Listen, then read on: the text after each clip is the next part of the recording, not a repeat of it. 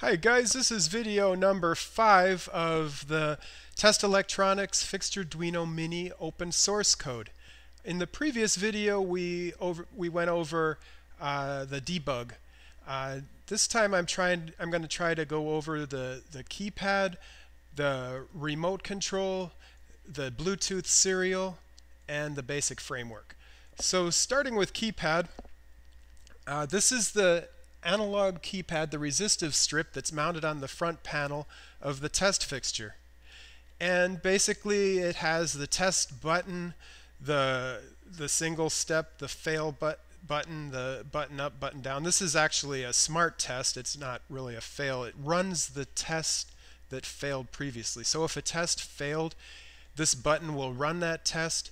If no test failed, all it does is it turns power on, and the button down, or actually the select button, which is this button single, that will turn power off. So you can use those as power on, power off if you haven't failed any tests. If you have, it'll run a test. And these select tests and then the single will run the test. I've went over that in the the physical video of the mechanical unit. So, but anyway, the heart of this system is to cycle through and measure the resistance of the resistive touch strip. If the resistance is greater than 1,000, and this isn't actually the resistance, this is the value that is returned by measuring a voltage across the resistor or tapped off the resistor from 1024 to 0 to 1024. So if it's greater than 1,000, it returns none. That would be too far to the left. If it's under 1,000, it would be the test button. But what it does is it starts on the right, where the lowest value could be, and checks if that's been pressed. Then it goes to the next higher value, checks if that's been, and the next higher if that's been, and then continues on. And if none of these have been pressed and it's up to here and it is less than 1,000, then it knows that button test has been pressed. Now if you wanted to customize this and say insert a button between the button fail and button test, you would simply copy this and then change these numbers a little bit, say 900 and 800. Now you'd have to be a little bit more specific on pressing right on the button, but you could press right now between button test and button fail, and we'll name this button temp as a temporary button. Temp P, there we go. And then you could put button temp in here to call out some function, and it would return button temp if you pressed between fail and temp. So that's how you would customize it. Very simple. And as for the actual button, you'd just put a piece of sticky tape or something in there with a label on it. Now for the remote control values are returned by the number that it derives. So this is all the hard code remote control stuff that actually gets the number from the remote control. You don't want to mess with this up here much. But scroll down and you'll get to this case statement, which is the key that's pressed by the value that's returned by the remote control.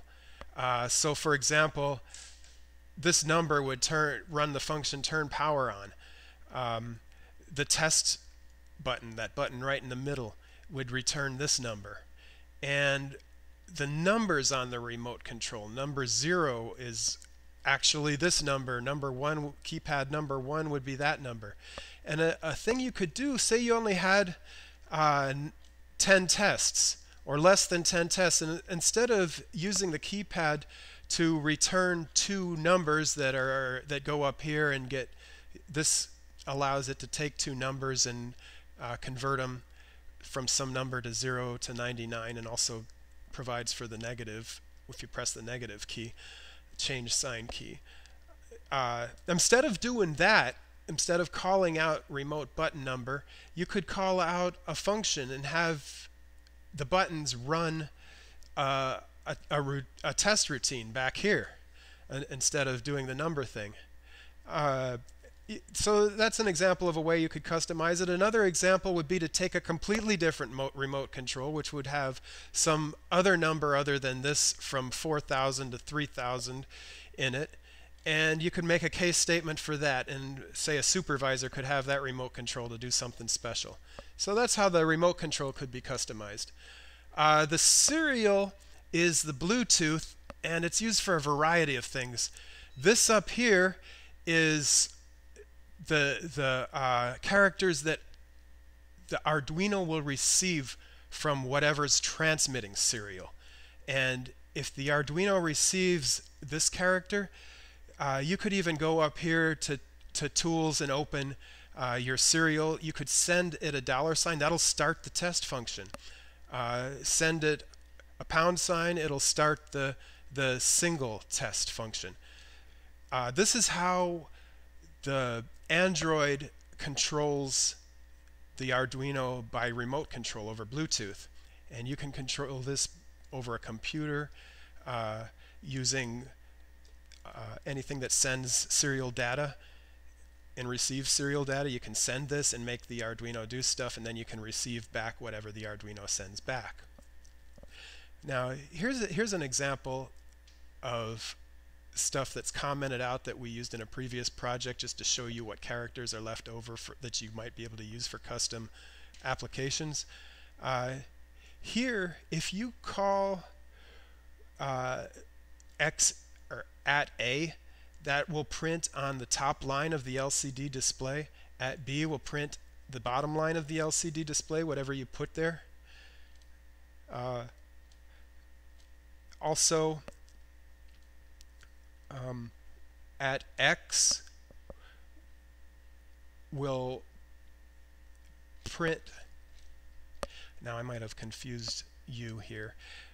This is not the LCD on the fixture. This is the LCD that's simulated on the Android remote. So if you tell the Arduino to send this out serial, this is the Arduino sending it out. It will print on the top line of the simulated LCD on the Android. This will print on the bottom line of the simulated LCD on the Android. Okay, this @X will trigger different functions on the Android, like the X over the little drawing of the microphone for mute. It'll also turn on the CPU light. A bunch of different control characters that can be used on the Android display simulation. So this is basically what the serial out does. Now this works with the print function here. Here it also is sending it out to the Android. It sends out the @ symbol. Here it sends out A, and if it's at the second line, it just adds a 1 to that, which will give you B, and then you send the string. And then this is just says that it's the end of the line. So that's how it's coded out when you're doing the simulation, the graphics that represents the test fixture on the remote control of the Android. There's the remote Android function application that you can load that displays that all graphically, and then there's just that print form function which basically displays this. When it's in that, it doesn't use this, and there's different settings, and when we go through preferences, I can show you more in detail on how to turn Bluetooth off, Bluetooth remote, which would set it to send those special characters, Bluetooth print, which would make it do something like print this kind of thing, and Bluetooth tolerance. The difference between print and tolerance is print just prints the measurements and doesn't print this kind of thing, S0 past 90 of 80. So if you want to skip seeing this, you can just print the values and skip these things if you want to just go to print. Print tolerance prints those things. Okay, so back to serial. So that basically concludes the explanation of what serial is all about. The last thing are the main programs that are running. The loop is the very last one. Press any key also cycles through a lot of these programs up here. It's important that these be at the end so that the programs are defined before this. Arduino can run a few things backwards, like compile a few programs that aren't defined yet. It'll find them back here, but if you try to do too many, it will run out of steam basically. So it's important that these files be in this order and that the programs be in this order. Or you may start running low on steam when you start adding things to it.